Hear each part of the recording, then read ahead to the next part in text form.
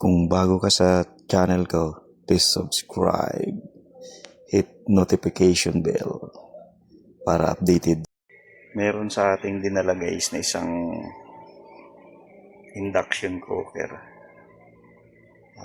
Subukan daw nating pagpraktisan.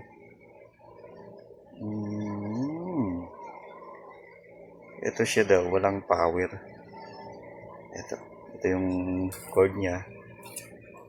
So subukan nating isaksak kung totoo na wala siyang power. Saksak natin guys dito sa pangmalakasang saksakan. Whoop. Ayan po siya nakasaksak na guys. At yun, totoo nga. Wala talaga siyang power. Gagawin natin, bubuksan natin siya para matingnan natin kung anong problema niya. Bunutin ko muna para sa safety.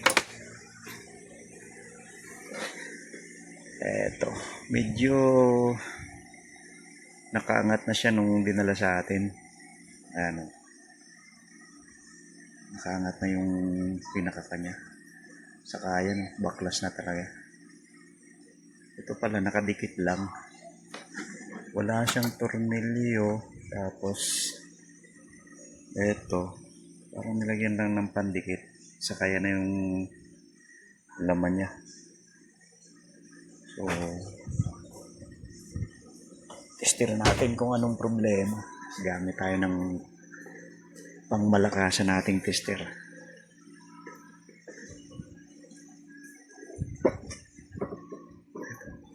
Nabaklas ko na rin to.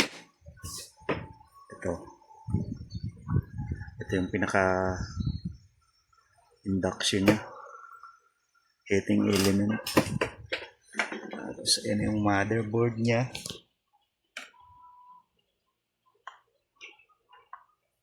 Tanggalin ko lang yung tornilyo guys. Ayan na siya.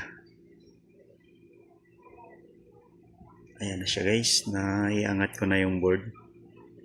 Tapos itong area na to, parang nag-corrosion siya.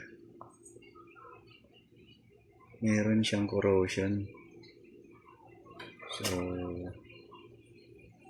subukan nating i-test dyan kung connected pa. Lagay natin yung tester natin sa buzzer. Ito, buzzer po yan. Then eto, tester natin yung connection niya papunta dun sa kabila.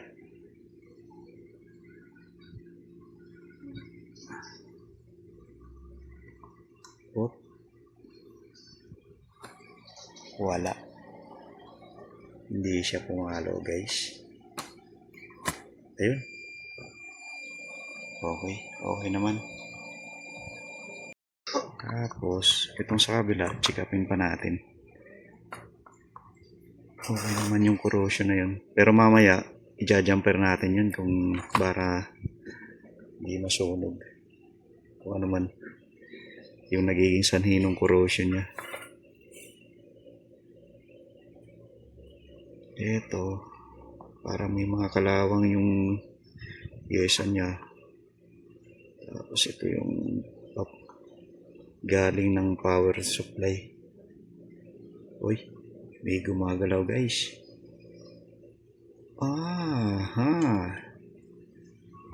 Ito lang pala.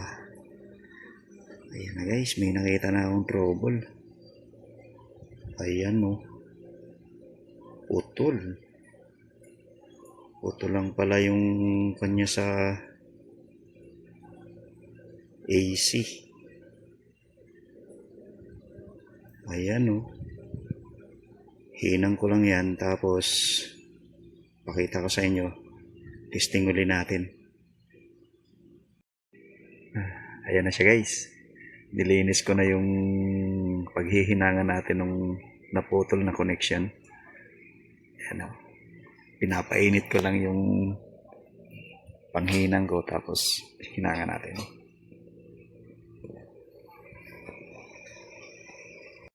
Ayan na po siya guys. Ito po yung hininang natin. Tapos yung may part na may corrosion na maliliit na yan na connection na yan. Nilagyan po natin ng jumper para tumibay siya.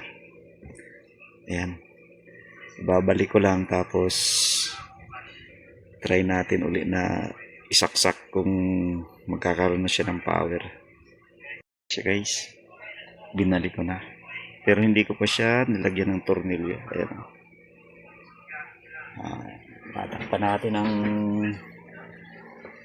top board. Ito. Para di tayo maka ng radiation. Tapos subukan natin isaksak kung magkakaroon na siya ng power. Ayan na. Happy New Year na lang kung pumutok. Yap! Boom! Wah! Wala pa rin. Wala pa rin. Wala pa rin guys. Why? Meron pa rin talagang diferensya to. Hindi pa rin siya gumana.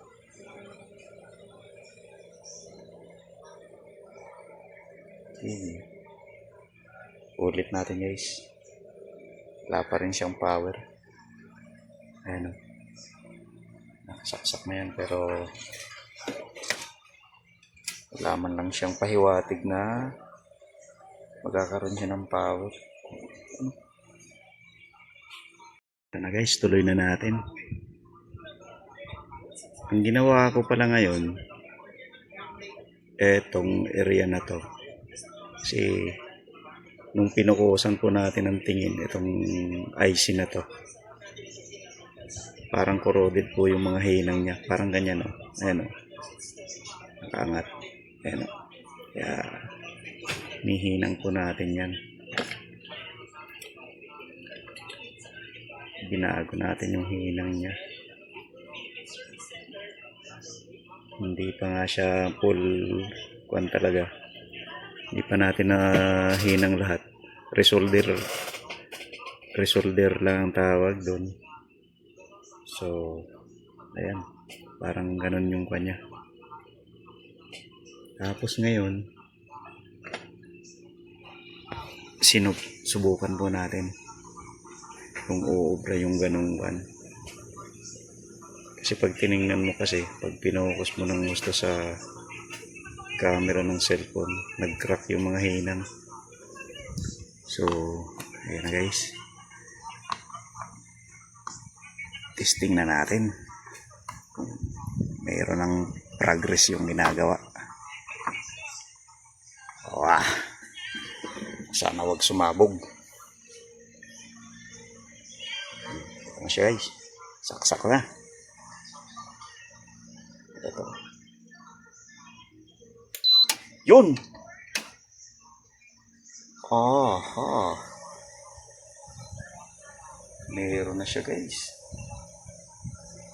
Nagkaroon na siya ng power. So, subukan na lang to kung aandar talaga.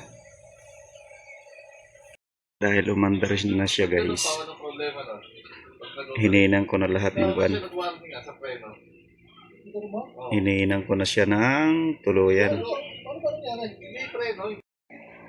Ayan na siya guys. Hindi ko na. Maandar na.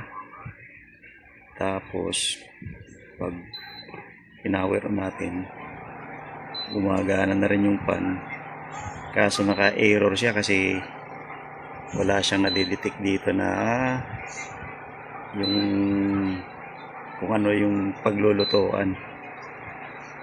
Nilagyan ko siya ng tape kasi nilagyan ko ng pandikit. Ito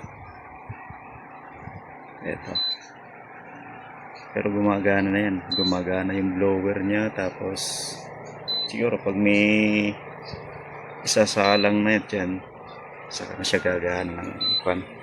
Kung iinit o ano. Okay. Okay na guys. Ang talagang problema niya is kwan lang talaga. Hinang. Okay na. Thank you.